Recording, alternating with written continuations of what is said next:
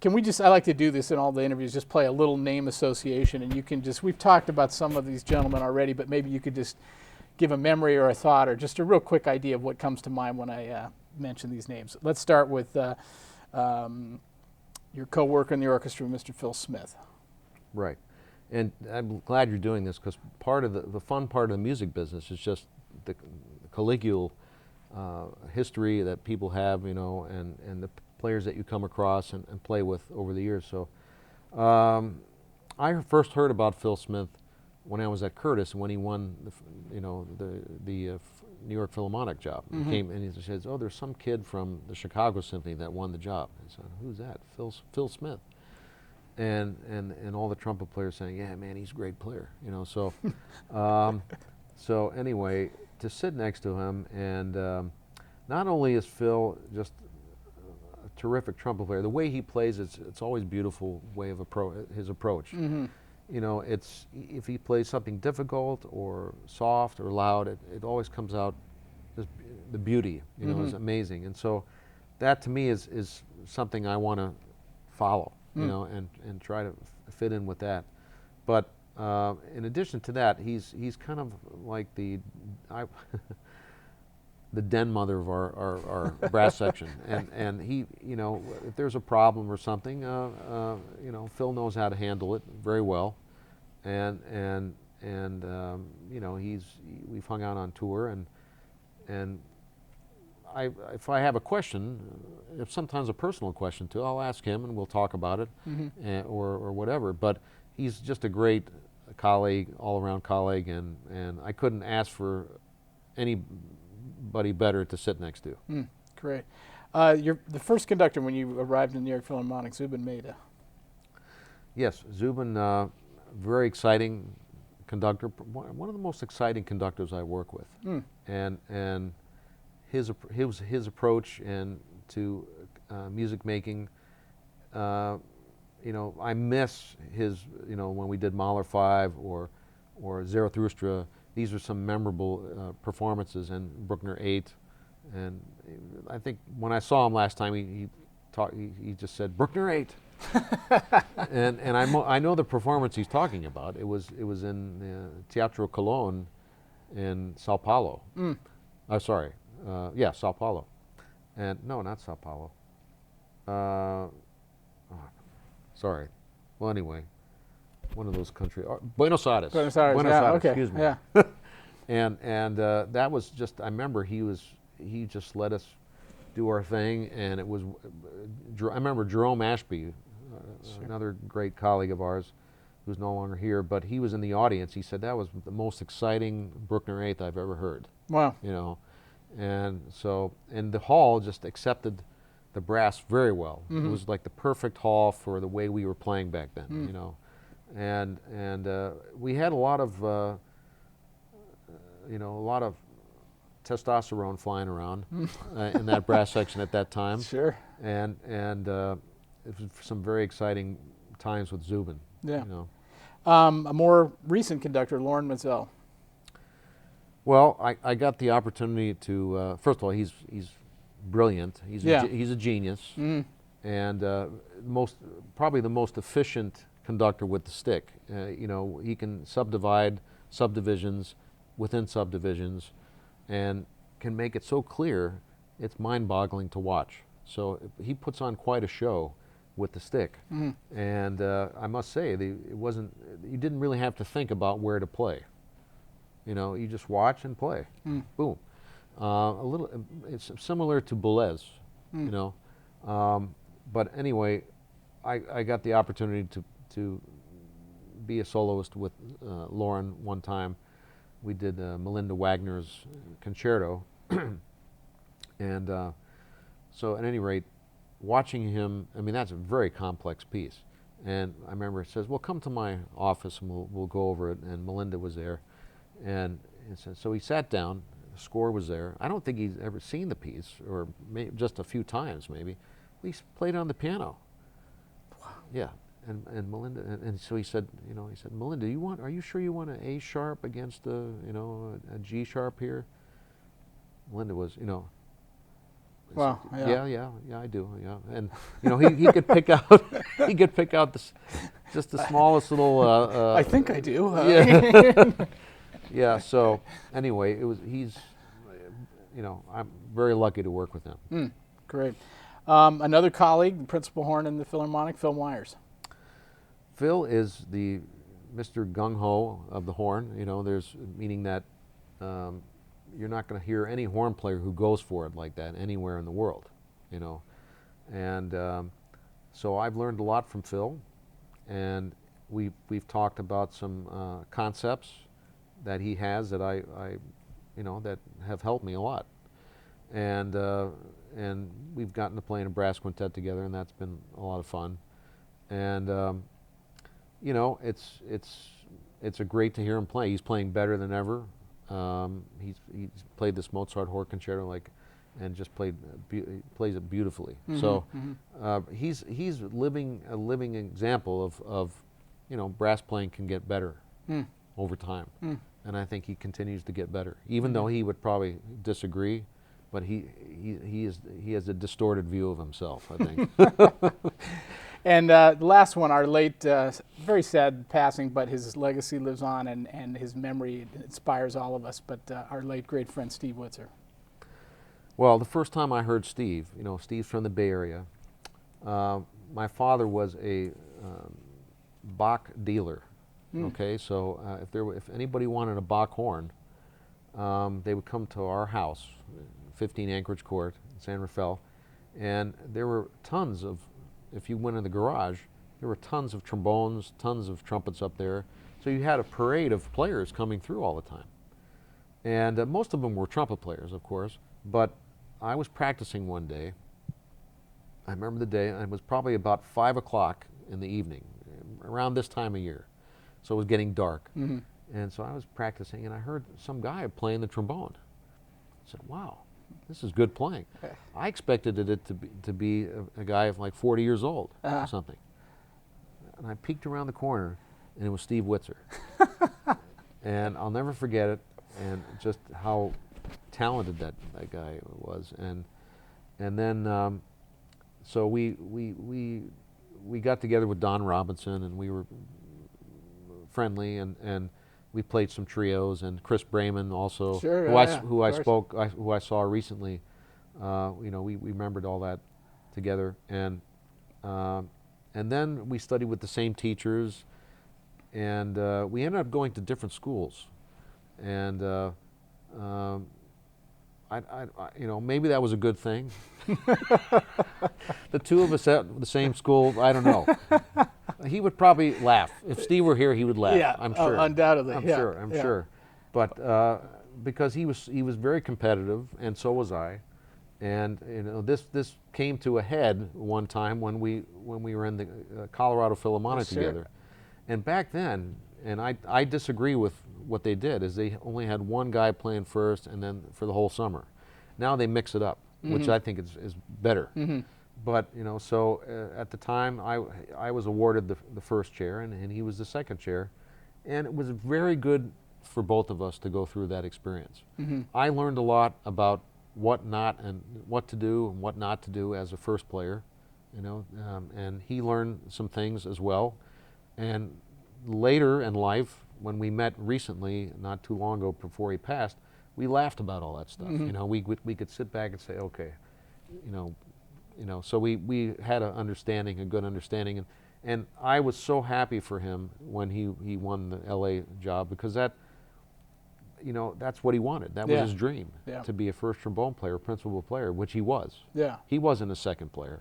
Right. You know, he was an associate player. He was, that was his talent. You know, and so anyway. I'll miss him. I mean, it's really weird, because you know, there's a lot of people as you get older that go. They're not there anymore. All of a sudden, you know, he was obviously his life was cut short, you know, and anyway, but we all miss him. Yeah, we sure do, and he was one of my favorite people, and he's I've learned a lot about gratitude as I get older, and him passing was a big part of that. I just started realizing how every day is a gift, even as cliche as that sounds. Absolutely. And I learned that a lot from him. And I know for sure you guys were like two guys going for the Heisman Trophy. I mean, because he was inspired by you, and he would always be like, Joseph, and I was always kind of in the jazz world, but we played together in a quartet, so I loved being on the sidelines watching that go on. So I know he was incredibly inspired by you. So and likewise,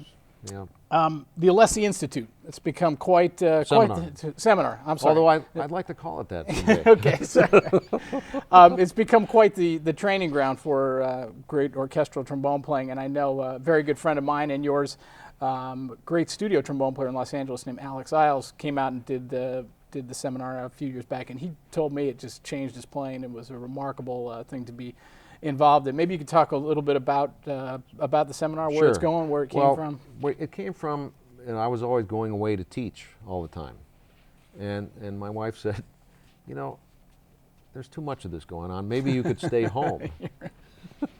So I said, well, all right, maybe I'll stay home and just have a seminar, come to me. So if somebody wants to, instead of me going to a place, if somebody wants to study with me, they can come and visit me. So that's what we did for a while. We did it right in Nyack, and it was a smart thing, but also stupid at the same time, because I was the only person running the thing. So, and my wife helped me with it a bit.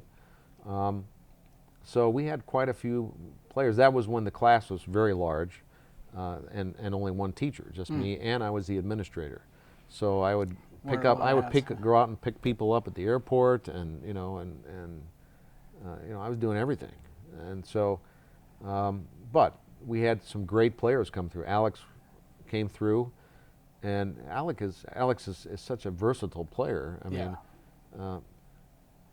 boy, I didn't have to tell him too much, I don't think, but he just, whatever I told him, he picked up on it right away. But he's, to me, a guy like him, he has said that, and I know he said that, but I need to go and study with him. Really. I feel like I'll lay it out you, all the great jazz players, and I love your playing, but I want to go and study, and I don't want to think that it's too late, that I can't be a good jazz player someday. Yeah, sure. So it will require me to play a smaller horn. I know that, and because I've experimented. Roy Agee sold me a horn recently, and it's small bore, and it's amazing what you can do on a small bore horn. Sure. But you have to play it a lot. You can't just pick it up and expect to do it. So at any rate, getting back to the seminar, he was there, and we had Pete Ellefson there, and a lot of great players have come through there. So it's a way for me to just share some concepts that I've learned over the years, and I have an administrator now, Mr. Whitaker, Dr. Whitaker, and Pete Ellison helped me with this, and he's a great teacher, Pete. And so anyway, what we're going to do with it is we're going to continue to do it every 2 years. There'll be some changes, I think, down the road where we're going to do it. So I ended up leaving Nyack because Nyack just was too small to handle. And so we ended up going to different places. But we always have a great turnout. And the other part of this seminar that I do on a regular basis is at a school in Italy. Right. That, and people want to come over and hang out with me, but also they want to drink wine and have a good time and party. I understand that. I understand they have good food there as well. Perhaps. Good food is, I heard is okay. Yes. Yeah, well, that's a great for all of our listeners. A great if you're fortunate enough to get to be able to take part in that seminar. It's I've heard nothing but amazing things. Joe, you talked a little bit about horns, and maybe this would be a good time to just mention your Alessi model that Edwards has put out. Right. This is a horn that we've worked on for many years, but it's a nice balance if you want to play a solo, a concerto. If you want to play in the orchestra or a brass quintet, it seems to be a nice, a very versatile horn, which was what I was looking for. and it's balanced. It has, people ask about this thing, and this is, they call the harmonic brace, and it is adaptable. You can adjust it with weights. We call them pillars.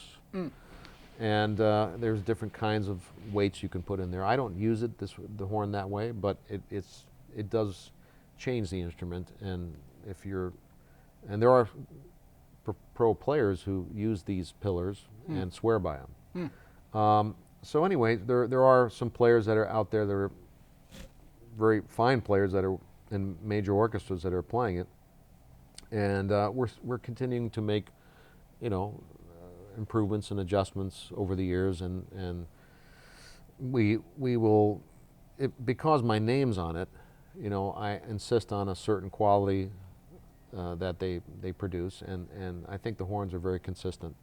So for me, it's a great horn. I like it. Has a fixed lead pipe, so the lead pipe that I play is what you get. That's great. Well, continued success with it. I know we were talking before the interview that doing some impressive sales numbers as well. So obviously it's resonating with people and they're liking the instrument. Yeah, I think I'm going to continue working on it with players, and glad to see that it's working out. Yeah. Joe, you've as we said at the beginning, you've done everything you could possibly do with the trombone, and you've done it at the highest level. What lies ahead for you right now? What are your plans and what are your goals? I mean, you're still that fired up guy, and even though you've accomplished it all, I know you have a list of goals that you're thinking about. Yeah.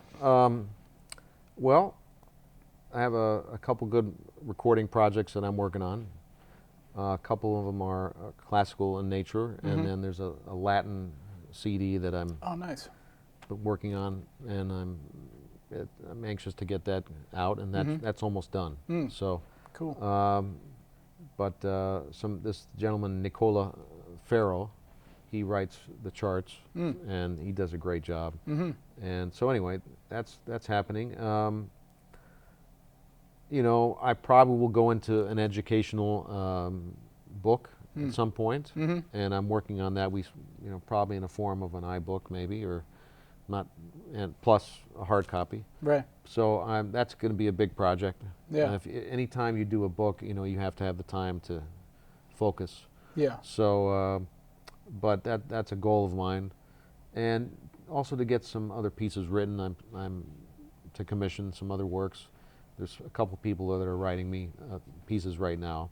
Nice. And I think next year there's a piece by Mr. Baldwin, who I'm going to be, I think I'll be going down to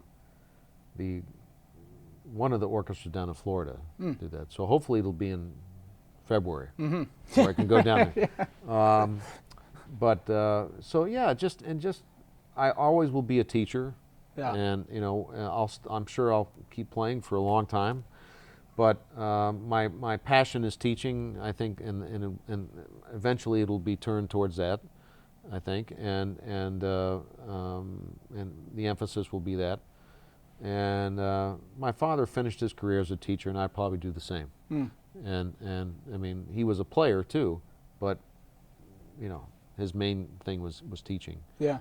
So. Well, it's the Joe Alessi full slate of activities ahead for sure. Huh? Yeah. As trombone players, we got to keep doing, all the facets of playing, teaching, composing. Of course, I would like to try a little bit of composing down the road, and you're doing all that stuff. So well, trying. Yeah. Joe, I always ask each featured artist what piece of advice they might have for young folks coming up, and I know you have a big influence on young people here at Juilliard and around the world. But if there's a young trombone player out there who's dreaming of possibly becoming the next Joe Alessi, if you could just have one piece of advice, what might it be for them? Wow. Try to find. It's funny, when I was growing up, I didn't want to be anybody.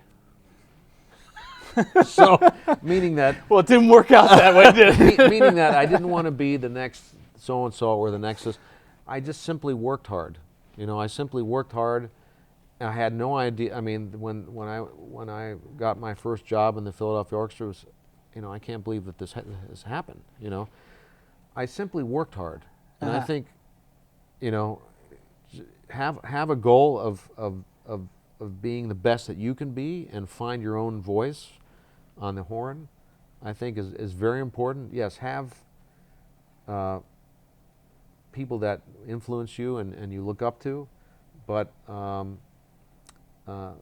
me it was just incredible discipline. I think the discipline in young people, if you look at Phil Myers, he talks about how disciplined he was, and Phil Smith comes from, his father was his teacher, and I think if you look at Phil's dad, he's a hard worker. He worked very hard all his life, and that rubbed off on me from my parents.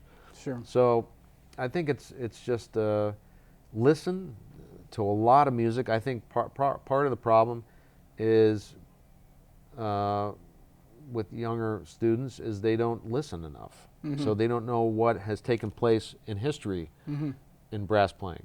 Case in point, there's many people who don't know about the Chicago Symphony low brass record. Right. Says, well, what's that? They don't know what that is, or that it even is out there for them, for people to listen to. So, as a teacher, you have to say, this is what you should be listening to.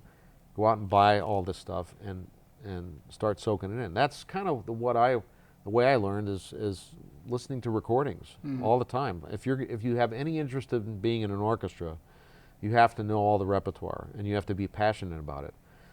And the thing I tell people, you have to get inspired about something. So Frank Sinatra inspired me, and Bill Watrous inspired me, and J.J. Johnson, and so when I started listening to all the trombone records, most of them were jazz. That's how I got inspired. And in some ways, J.J., listening to his sound and all those records I listened to all the time, and still listen to, that sound he could have played in an orchestra because he had that nice rich sound. That spoke to me. His sound spoke to your heart. So anyway, that's that inspiration, and then wanting to play his solos and asking Bob Elkier to to transcribe a solo for me, or I did one too, a couple times, and just memorizing all his solos and copying something, and then eventually you can find your own voice. Well, Joe, I just want to thank you again for taking time to be with us today. I know all of our viewers are going to get a lot out of all the comments you made today. Fantastic. And also just thank you for all the inspiration you've given all of us. I mean, you've set the bar, like I said, so high that the rest of us are scuffling to try to get there, but it's nice that it's been set that high. So thanks for everything. And by the way, thanks for calling me back about 35 years ago or whenever that was. It was great. Sure. Yeah. And I want to thank you for asking me to do this, and the stuff that you're doing is incredible, and I mean that. I want to take I always want to take a lesson with you. Well, so let me know when we can do that. Very kind, Jeff. Well, thanks so much for being with us. Thank you all. We will we'll see you next time on Bone2Pick.